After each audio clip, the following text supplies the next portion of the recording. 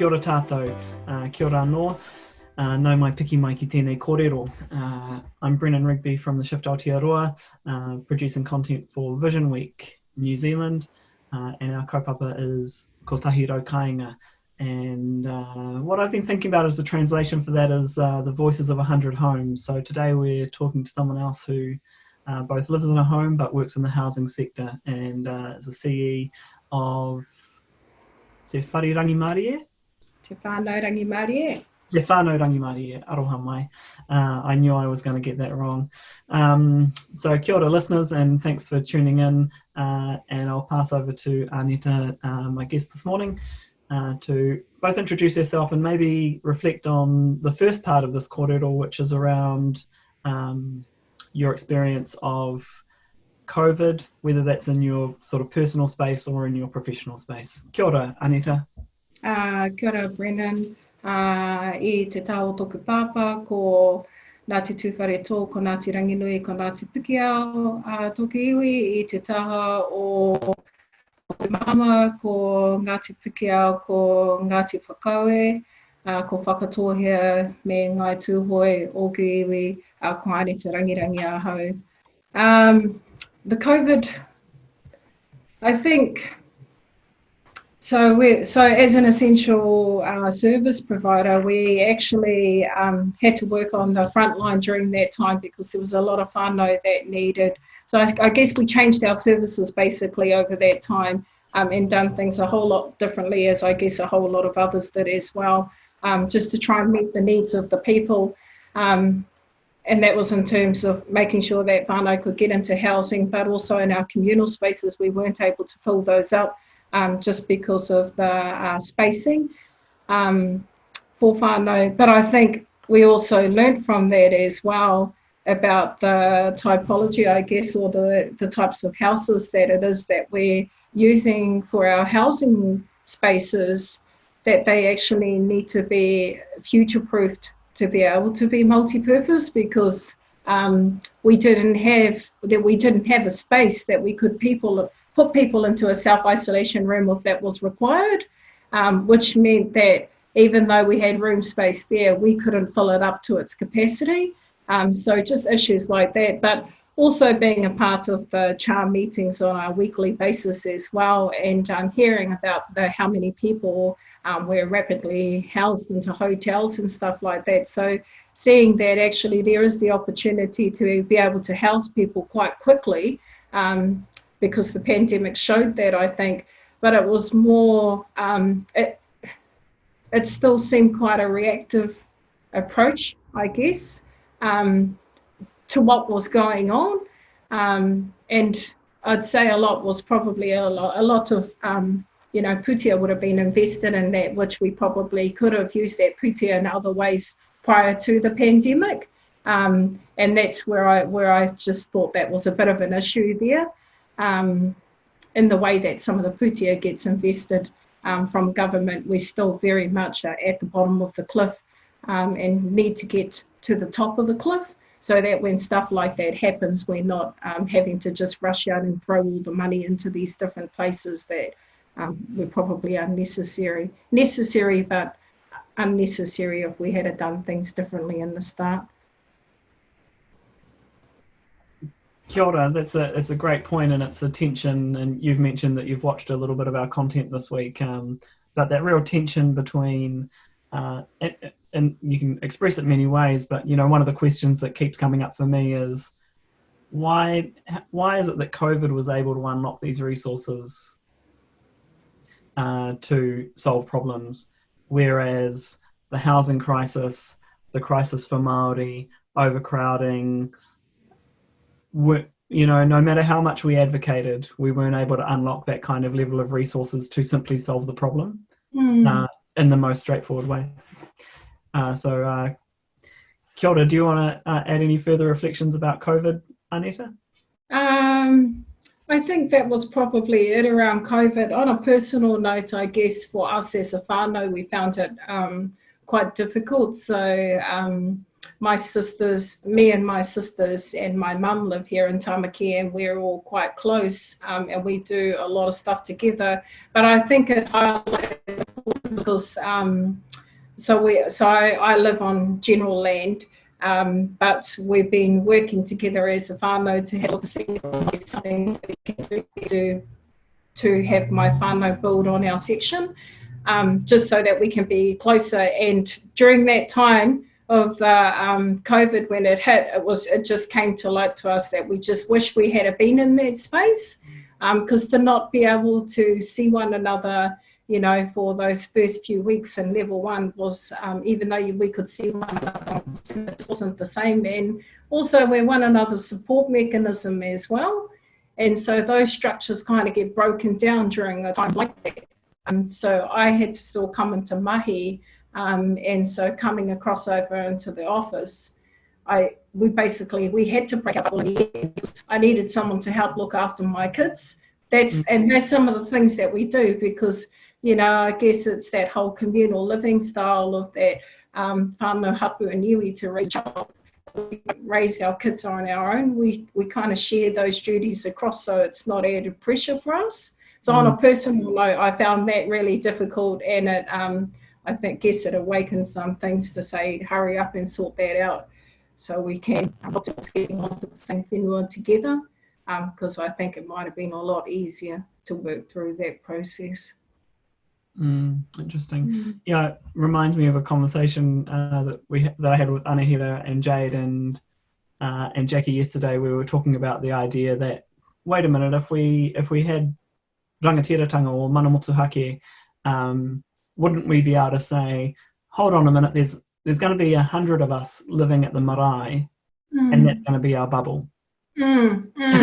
And you know, and so that's one reflection. I guess the other is, and this will lead to another question just briefly before we move on to your vision for the future, is you know, talking to Chris Farrelly and Julie Nelson to an extent as well, but Chris was talking about how while the Auckland City Mission was busy helping rough sleepers, placing rough sleepers into motel spaces, the Auckland City Mission was also busy housing their own staff in motel rooms, so that they could manage that really critical missing dialogue in the COVID response, which is, I think, okay, so we need our essential workers working. Of course, healthcare comes to mind. But for many of them, that meant they had to spend the entire COVID lockdown away from their families, which is, you know, even in a sense, even worse than, even more isolated than simply not being able to be in communal living. But how did you find, as the CE of your organisation, kind of managing the safety of your staff? At first I found it quite difficult, because I guess when we first went into alert level 1, staff were quite anxious. We got a call for our family harm services to say that MSD needed us to keep our doors open, but not just in a way that we're doing things over the phone, in an actual sense that we co-locate workers to go and work with the police to go and do home visits. And so I had to work through with we've only got a small team of about 12 of us, but trying to work through with our team to say, you know, who's keen to do that? And actually nobody was keen to do it, because everyone was quite scared. Nobody wanted anything to happen to their whānau. And so I had myself and my teenage son picking up City Mission, our food that we get from City Mission and Kiwi Harvest, which generally comes here and then gets sent out to the houses that we're refuge. But this time we couldn't have those processes happening. So even that, we had to change all of those kinds of structures just to be able to support. And it was really because a couple of our staff had health issues. They couldn't do it. Staff at Tamariki with health issues and weren't able to come in and do it. So it was a bit of a big ask to have that done, but at the same time, if we didn't do it, there wasn't going to be enough workers out in the community to support the whānau. So we kind of had to do it. So workers, I guess, as it went on, workers more and more started to step up because they started to feel more comfortable with it. And we had to have a couple of workers first go and co-locate and see how that process works. because the co-location place with Ministry of Social Development, with CMDHB, with just different agencies, family harm, and then to go out and go and home visit those that were most vulnerable during that time. And that was a little bit tricky, I guess. Tricky, but we managed. It just meant very long hours. Personally, I drew up a plan that I was going to work with our whānau, with our tamariki as well, things that we could do, sort out our marakai garden and all of those kind of things out the door, because it was really trying to balance it out to do the education side of things for the kids, but also trying to work on the work things that needed to be done.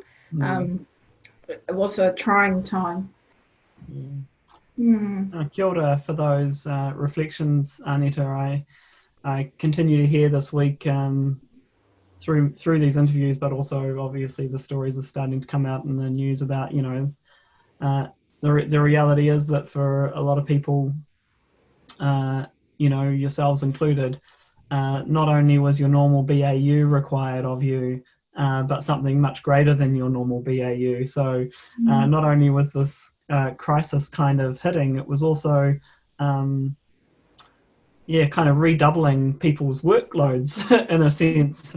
So he mihi nui ki a koe, ki a koutou katoa, i awhi atu ki o koutou whānau, ki o koutou tangata hia ana ki te kāinga, mea mea. So, just acknowledge that work. Amazing. Hey, Aneta, we're having a little bit of audio interference occasionally with your feed. I don't know if there's anything you can do. I suspect not. It's not critical, just sort of letting you know if there is anything you can do. But look, we'll just wrap up quickly anyway, because that's, totally... it's very generous, and I feel very privileged for you to share your kind of professional and personal journey through COVID. And now I'd like you to offer you the opportunity to tell us what your vision is for housing in Aotearoa in the future, and that might be personal, it might be professional, and I'll let you define it.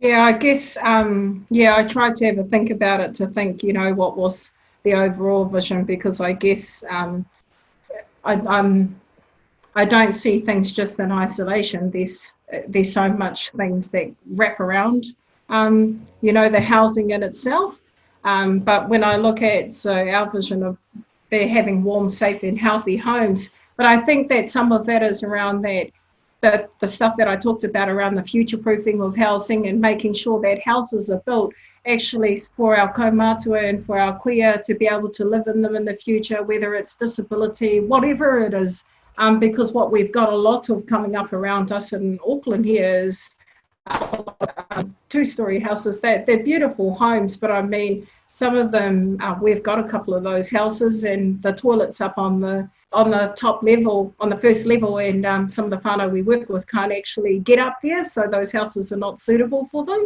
And it's just thinking about some of those kind of things, so I'd like to see some of that stuff. But affordable models as well, because like you talked about earlier, that resourcing to be able to rapidly house people as quickly as they did, then there must be money there that we could actually deal with a lot of these issues a lot quicker.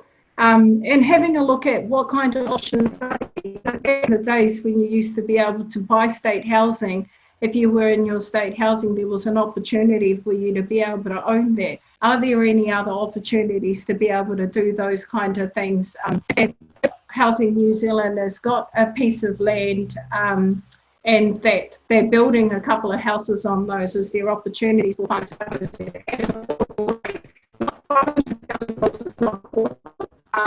I think just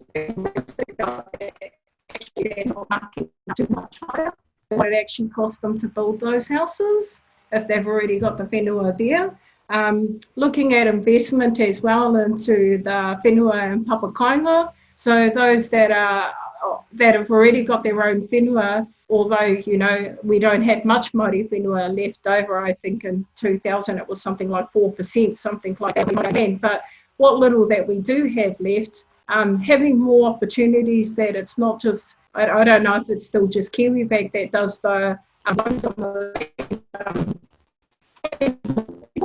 looking at actually, or even government investing into that, so that whānau Māori can actually build on their own whenua.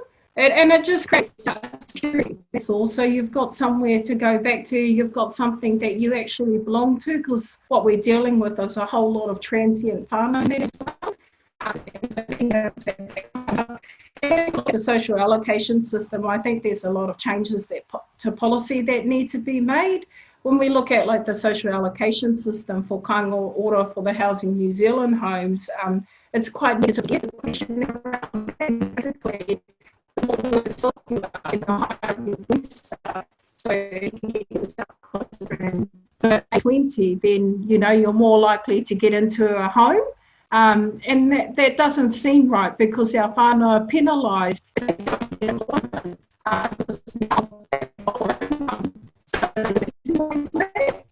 So it's not, it doesn't seem right that that's like that. So I think some stuff needs to be done in that area as well. And my other key one was probably early education.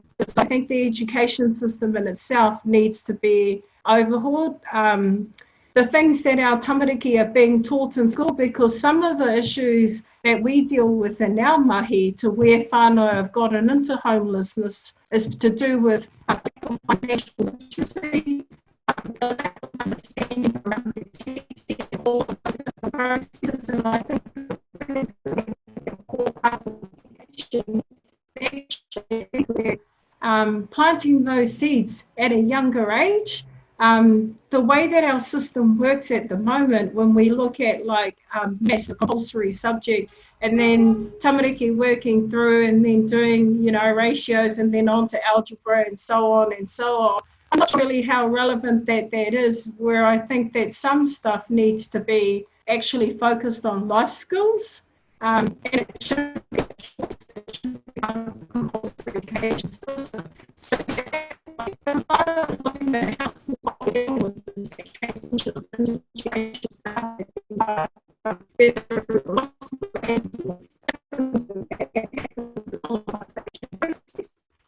and so I know that's already in that state.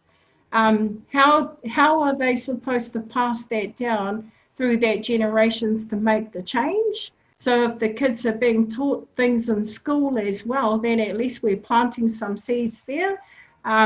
Similar to, I forget his name, but he's the guy that's for education, and they're actually talking about how te reo should be a compulsory part of it, because that way it creates a future where we'll have fluent te reo speakers in our community, rather than being a choice of whether you can learn as an adult learner. I think that's where the financial literacy and understanding around housing and all of that kind of stuff, introductions to those kind of things at a young age can be helpful. That's probably my biggest one. And that comes from as well, because my kids were on a program at Kura where they actually had virtual money that they earned through mahi that they'd have to do, and they'd have to apply for jobs, and that this is from primary. And then, you know, later on through the year, after they've learned the basic concepts of money, they looked at investments on how to purchase a home, and all of this was done all virtually. Because then there's no actual real loss, but the children get an understanding of loss and how they can do things differently for themselves to set them up for the future. And I just thought it was an amazing program that should be compulsory. The social issues that we deal with, the housing issues that we deal with, are often linked into that. Kia ora, Aneta. Amazing capture of a really wide-ranging vision for the future of Aotearoa. Thank you for sharing that. I haven't heard anyone raise the issue around education before this week. And obviously, I'm only talking about the context of these housing conversations I'm having, but it certainly touches on those systemic weaknesses we have around financial literacy, and more broadly, really, in the education system. If we're concentrating on algebra, but we haven't got our New Zealand history right, what are we doing? If we're concentrating on algebra and we haven't got our rights of citizenship being taught to our kids, are we doing the right thing? And I think that's real exciting and critical questions. Yeah, and it was more to try and get to the top of the cliff so we can avoid being at the bottom altogether, because if we try and change some of the thinking going forward to future generations, then it might help to keep us closer to the top without getting to the end or the bottom. Ka pai. Ka pai.